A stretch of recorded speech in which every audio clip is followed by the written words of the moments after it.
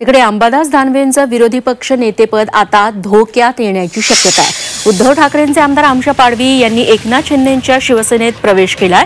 त्यामुळे ठाकरे गटाच्या आमदारांची संख्या आता 8 वरून 7 वर आली आहे। त्यापैकी 3 आमदारांचा कार्यकाळ जून ते जुलै महिन्यात संपतोय। त्यामुळे ठाकरेंच्या आमदारांची संख्या थेट 4 वर येणार आहे। दुसरीकडे काँग्रेसकडे 8 आमदार आहेत। संख्याबळानुसार काँग्रेसचं पारडं जड होणार आहे। त्यामुळे दानवेंचं विरोधी पक्षनेतेपद धोक्यात येण्याची शक्यता आहे।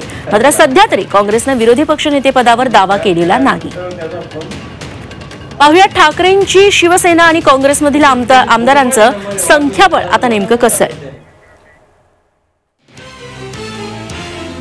शिवसेना ठाकरे गटाकडे सध्या 7 आमदार आहेत, काँग्रेसचे 8 आणि राष्ट्रवादी शरद पवार गटाचे 3 आमदार। त्यामुळे तसं बघायला गेलं तर काँग्रेसचा विरोधी पक्षनेता होणं अपेक्षित होतं। जुलै महिन्यानंतर कसं संख्याबळ असेल तर शिवसेनेचे 4 आमदार असतील, काँग्रेसचे 6 आणि राष्ट्रवादी शरद पवार गटाचे 3।